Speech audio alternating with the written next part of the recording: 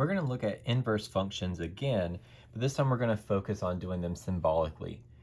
To remind ourselves what inverses were, we looked at them graphically, and we talked about we first needed a one-to-one function.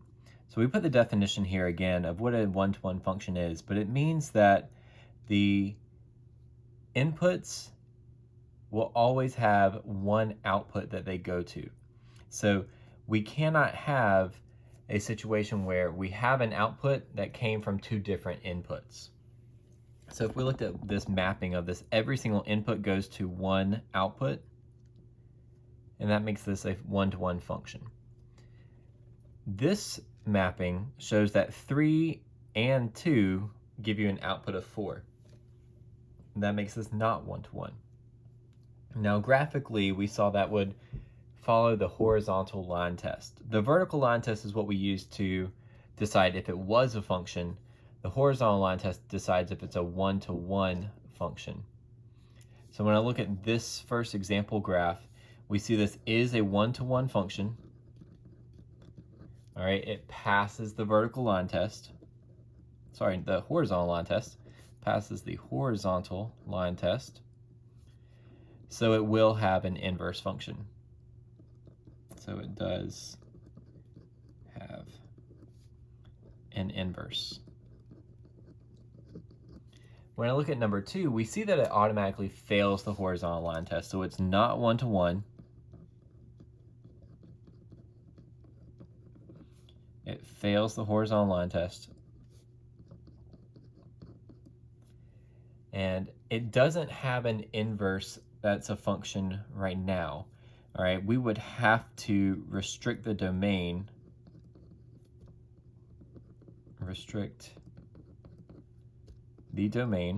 for it to have an inverse.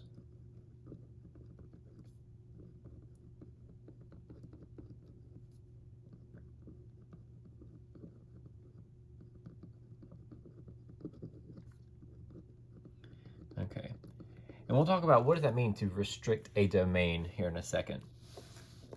But the notation for an inverse function here says if we have an f function that's one-to-one, its domain's A, its range is B, then its inverse function has a domain of B and a range of A. We talked about how the inverse swaps the domain and range, our inputs and outputs.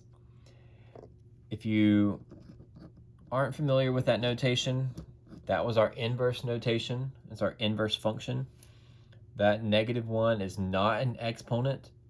It is just a superscript, but it doesn't mean you're taking anything to a -1 power. All right, there are 3 properties of an inverse function that we're going to look at. The first one talks about using the composition rule. So it's saying if you have 2 functions f of x and an inverse f inverse, we could compose them. So how we've talked about f of f inverse, that composition symbol, or f inverse of f. Either way you compose those, if these are true inverses of each other, we'll get out just an x every single time you simplify that composition. If it's not an inverse of each other, when you compose it, you get something other than x. So that's one way to prove that 2 things are inverses. You compose them together and then simplify to see if you get an x. The graph of f inverse can be obtained by reflecting over the line y equals x. We've talked about that. If we draw in that dotted line y equals x, we'll see that the inverse is just a mirror image over that line. We can plot the points by just swapping our inputs and outputs. So if a point AB is on the graph of f, then we know that BA, swapping that, is going to be on the inverse. And that's how we found the graph each time. We are going to focus on how do we do this symbolically, though. We don't need a graph situation to find an inverse function because we want to find the rule. So we do this by replacing f of x with y just because we know that those are the same, and an inverse represents a swap of our x and y because in the mapping situation that we have, Here are our x's and our y's. F of x takes an element here and brings it into the outputs. So that's our f of x. F inverse takes that element and maps it back to the original input. So what we're going to be doing is swapping that x and y and then solving for y. That will show us our inverse function. So it's really just switch your x's and y's and then solve for y. So when I see this f of x is just the same thing as y equals. So I have y equals 3 minus 5x. And we want to do a swap. Now I always do this in a second color just because I think it's helpful to see that you have changed something special here. So what I have done is swapped our inputs and outputs. And now we want to solve for y. So if I'm trying to get y by itself, I need to move that 3 over to the other side. So I'm going to subtract it because it's a positive 3. So that would mean I have x minus 3 over here now. And I'm left with a negative 5y. Then we can divide, because that's multiplication right there between the 5 and the y. So if I divide both sides by negative 5, I'd say y equals x minus 3 divided by negative 5. So that's our inverse function as soon as I just replace that y with the f inverse.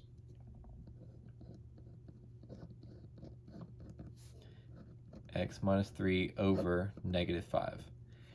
The only issue with this is that we have a negative in the denominator, and so usually you will not see that as a finished solution. So we simplify that just by multiplying everything by a negative 1 to change the signs, and that makes that a positive value in the denominator. So I'm just going to say multiply everything by negative 1 to get a positive denominator.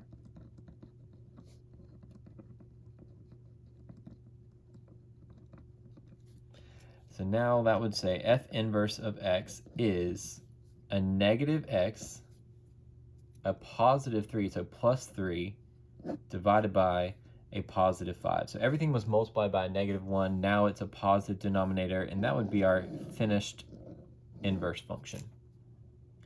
We also want to talk about what was the domain and range of each.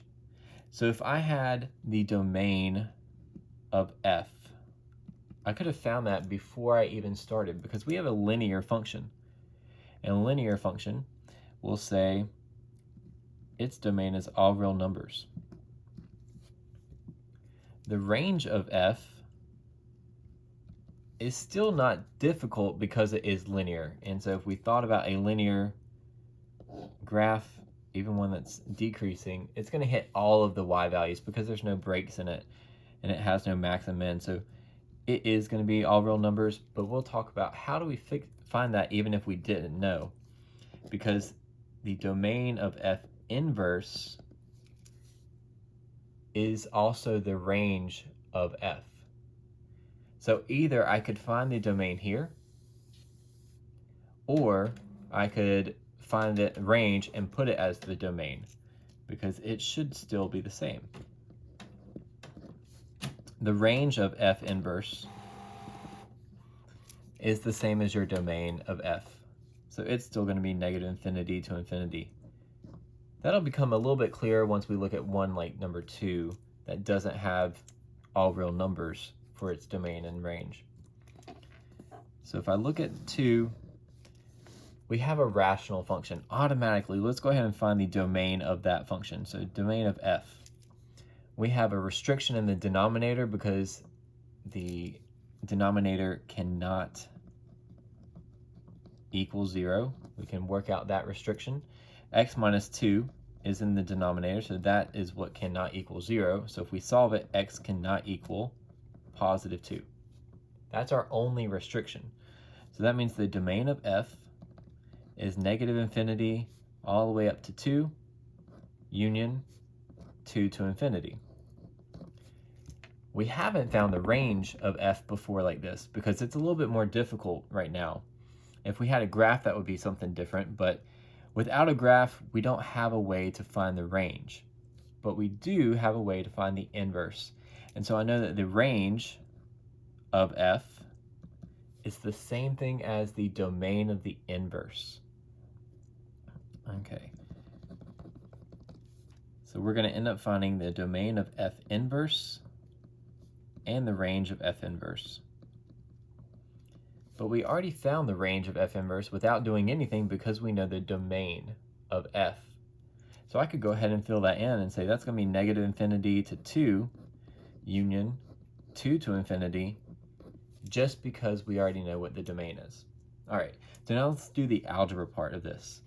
We have a function that says y equals 3x over x minus 2. This is where I think the second color will be helpful because we are swapping our x and y's, but when I do this, that y becomes an x. We have 3y.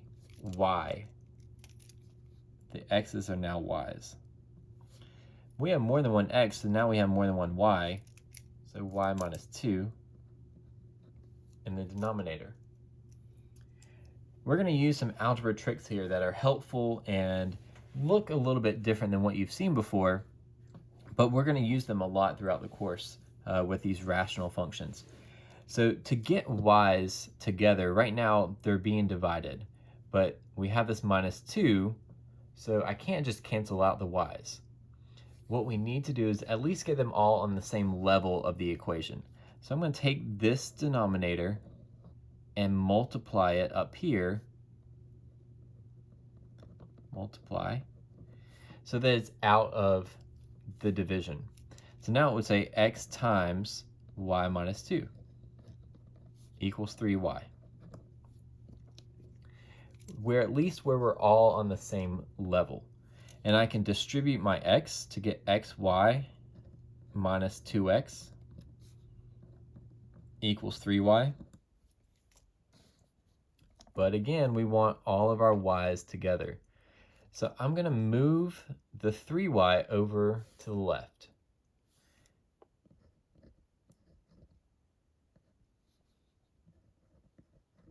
So I subtracted the 3y over. We can, let's go ahead and put that as equal 0. We can add the 2x to the other side because it doesn't have a y. So I just want all the things with y's on the left and anything that's not going to have a y to the right side. So let's move that now to the right. So 2x is on the right. We've added 2x to the other side. This time we have our y's together. We can factor out a GCF because both of those have a y in common. So if I factor a y out, that would say x and then minus 3 equals 2x. We got both of those y's down to one single y. We weren't able to combine these two, combine like terms, because they weren't. We had an xy and a 3y. Those are not the same. But we can factor out the y and leave with x minus 3. Now we just want to get y by itself by undoing multiplication. So I'm going to divide. I would divide both sides by x minus 3. So now I just have y, so y equals a 2x over x minus 3. That's our inverse. And really I needed to change that to f inverse of x equals 2x over x minus 3. So that's the proper notation. Since I have the inverse function, now we can find the domain of this. So the domain of f inverse said that the denominator cannot equal 0. We follow that same restriction that we've been using. So now x minus 3 cannot be 0, so x cannot be positive 3. And that tells us our domain of f inverse. So I'm just going to write in what that would look like in interval notation. Negative infinity all the way up to 3. Union 3 to infinity. Since we found the domain of f inverse, that is the range of f.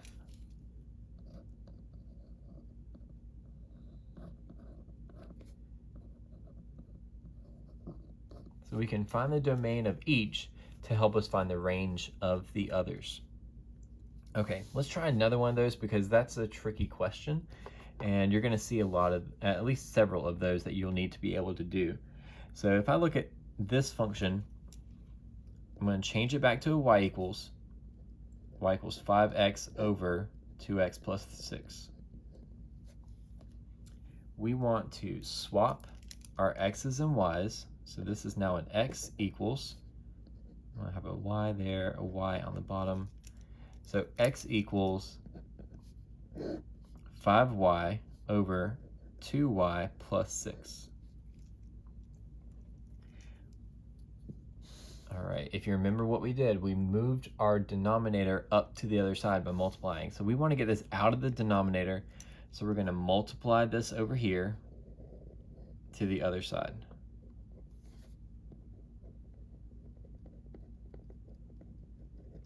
All right, that would be x times 2y plus 6 equals 5y.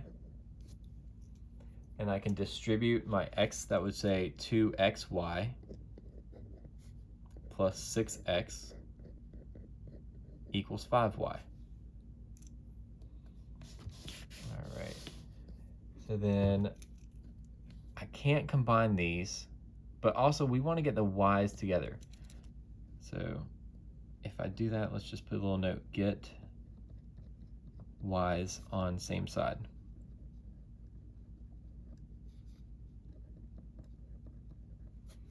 Okay, so we do that by subtracting the 5y to this side and subtracting the 6x to that side. So I'm going to do 2xy minus 5y. So I subtracted that over here, and then subtract your 6x. So if you need to add a little bit of little commentary to your notes, go ahead and do that of what we did in that one step. But now I have the y's on the same side. Those two things have a common factor. So we're going to pull that y out and say that's y times 2x minus 5 equals negative 6x. Y times this means I can divide to get y by itself. So I would divide and get negative 6x divided by 2x minus 5. Now we have y by itself. So I can replace that with f inverse of x equals negative 6x over 2x minus 5. All right, so we found this all algebraically. We haven't found the domain and range yet. All right, so let's kind of block out what we got. Okay, the domain of f and the range of f. All right, and then I can go ahead and put here the domain of f inverse and the range of f inverse. If we looked at the domain of f, we want to know that 2x plus 6 cannot equal 0. So maybe I make a little note off to the side here. Domain of f would say 2x plus 6 cannot equal 0. And we solve that out. So 2x cannot equal negative 6, which means x cannot equal negative 3. So there's our domain.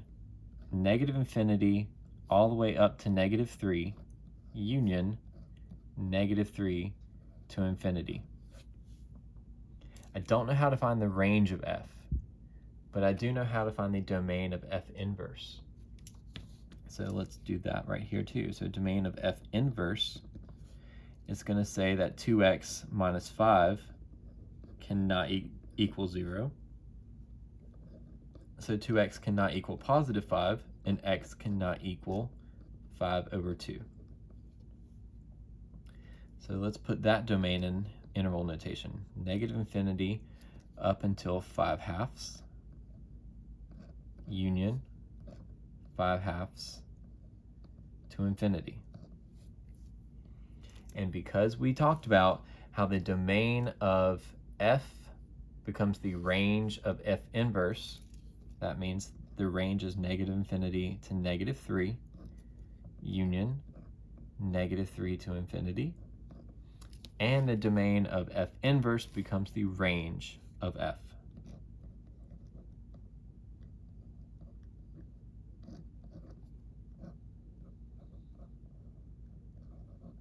Okay, so if you want to make sure that you practice these rational types, because they are a little bit trickier, but they're definitely ones that we had talked about with the domains and ranges before.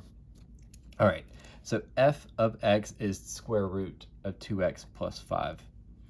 This time, let's change this to y again, and then we can swap our x's and y's. So that y becomes an x, and the x becomes a y. So x equals the square root of 2 plus 5y. And now we want to get y by itself, but it's inside of the square root. So to undo a square root, we would square both sides. That means this says x squared equals 2 plus 5y now. Then I move the 2 before I move the 5 because the 2 is not attached to the y. So I can subtract 2, and it's equal to 5y. And then we can divide by 5. So y equals x squared minus 2 divided by 5. That would say, in inverse notation, f inverse of x equals x squared minus 2 over 5. Now I do want you to be able to justify if there was a difference in your answer. So these two things are exactly the same. 1/5 x squared minus 2/5. You could put either one of those answers because all we've done is divided every single thing by 5. So that 1x squared became 1/5 x squared, and then the 2 divided by 5 is just 2/5. Let's look at the domain though. Domain of f has a restriction because it's a radical. So domain of f would say that the inside of a radical, inside the square root, has to be greater than or equal to 0. Since we have 2 plus 5x inside, that is greater than or equal to 0, and we solve for x, so now subtract 2. That gives me a negative 2. And divide by 5, so x is greater than or equal to negative 2/5. There's our domain. All right, the domain of f would be bracket negative 2/5 all the way to infinity. The range of f, we could either use our transformation ideas, or we can just wait and find the domain of f inverse. All right, but if you think about the parent function of this has been shifted around left or right because of what's happening on the inside. But there's nothing outside of that radical. So what happened to that radical was that it was shifted left 2/5 based off of what we saw in the domain. So if I go left 2/5, I'd put my vertex of that radical here. And then it would go off like a regular radical function. So that's our f of x. That means the range is 0 to infinity. So I can put that in there. It's bracket 0 to infinity. This f inverse is special because it looks like a quadratic, but it's only going to be part of a quadratic. If you did your dotted line part here and did this graphically, this would look like only part of a parabola.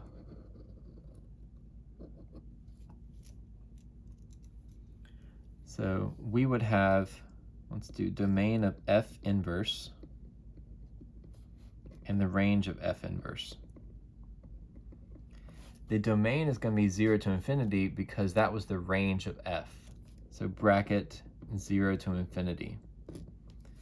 And then the range would be, that's going to end up being -2/5 down here at the bottom, since that's what happens when we swap our domain and range. So bracket -2/5 infinity. With the square root, it became a quadratic because those are inverses, but you got to be careful with the domains and range. This will have to have a domain restriction, and we'll see why in this next example. All right. So it says that the entire domain on which the function f is 1-to-1 and not decreasing, or find the entire domain, then write the domain in interval notation and find its inverse. So the problem with a quadratic is that it is going to look like a parabola. That's going to fail the horizontal line test. So we know automatically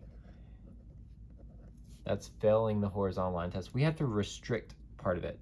So what we want to do is take that and cut out part of it. This function here, because we know our transformations moved left 8, so I'm just going to take this and graphically look at it real quick. So left 8 would mean we have a quadratic where the vertex here at -8, 0. What we want is one that's 1-to-1 and not decreasing. So I want to take out this decreasing section. Now we have something that's only this part of the graph, that part of the parabola.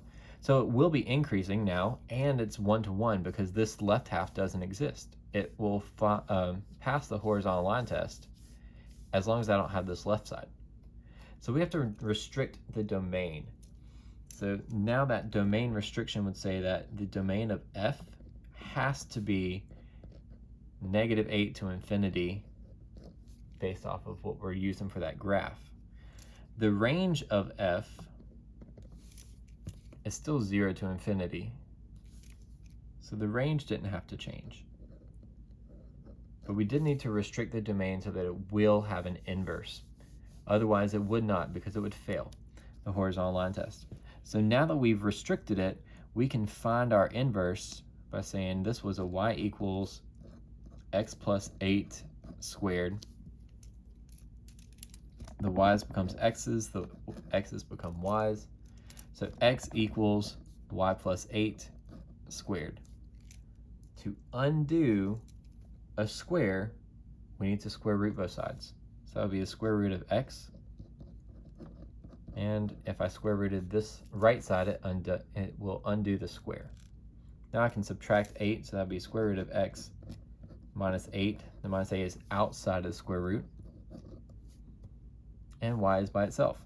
So the inverse notation would say square root of x minus 8. You could also write that as -8 plus the square root of x, so that it's kind of obvious that the 8 is outside. But either one of those would work. Now let's look at the domain. The domain of f inverse would have this radical restriction where x is greater than or equal to 0, so it's going to be 0 to infinity. And then the range would also have the same domain as f. So it would be -8 to infinity. We could have found that algebraically or graphically because we know that it shifted down 8. So I could have moved this down 8 and it would follow a radical shape. So we kind of see that those would be a mirror image of each other if we drew in our dotted line of y equals x. So here's our f inverse. And then we found our domain and range that we needed it to be. All right, the last part is just looking at an application question. We use inverse functions actually a lot in real life because we see conversions a lot. So we just go back and forth between two different things, like inches to centimeters or centimeters to inches. And so if we take that and put it into a context, we can find an inverse function. So Here it says, taking into account reaction time, the distance in feet that a car requires to stop while traveling X miles per hour is given by this function. So our inputs, X, are the miles per hour. So that's our speed. And our outputs, our Y values, are going to be that stopping distance.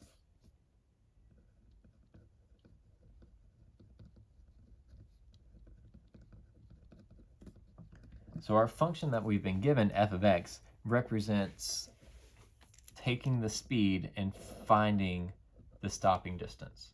So when I see f of 50, we're plugging in 50. So that would be 6.79 times 50 minus 90.39. We can just use our calculator for that. So this would say, let's see, 6.79 times 50 minus 90.39 is 249.11. So 249.11. And we want to write out, what does that mean in this context? So if a car travels a speed of 50, since that was the input, so it travels 50 miles per hour, it will have a stopping distance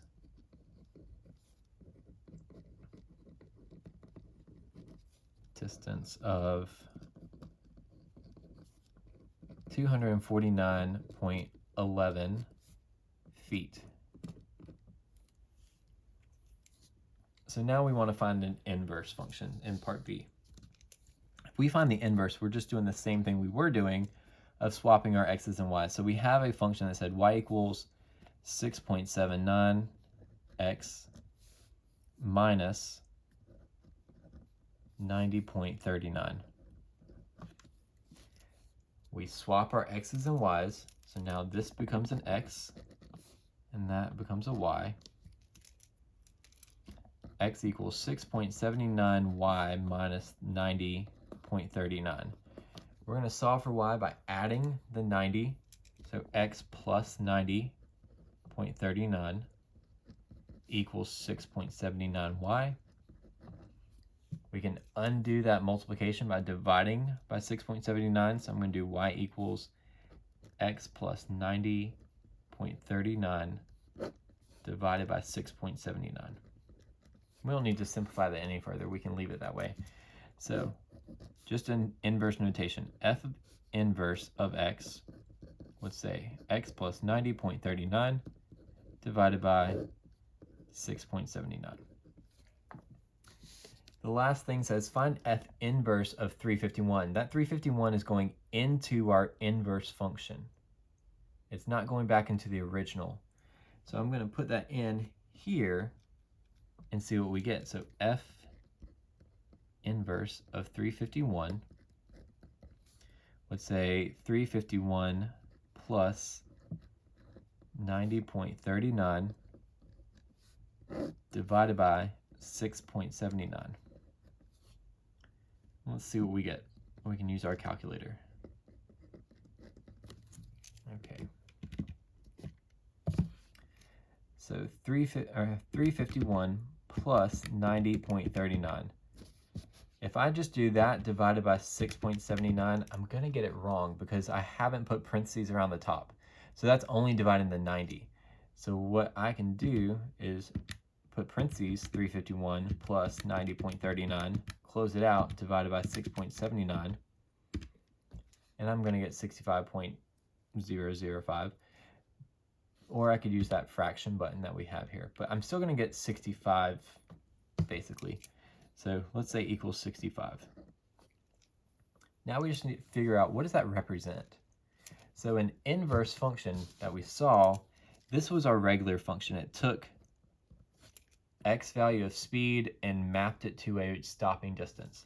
The inverse is going to take a stopping distance and map it to the speed. So when we put this into our inverse, that 351 described the stopping distance going into our inverse function. So it was 351 here, and we found an output, which is our speed. So if a car has a stopping distance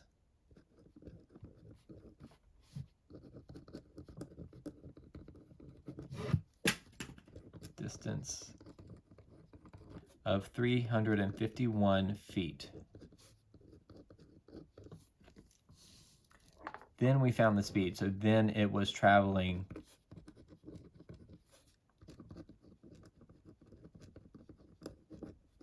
65 miles per hour. So now we have figured out the context of that problem. There's a few of these for us to try in our lab manual as well.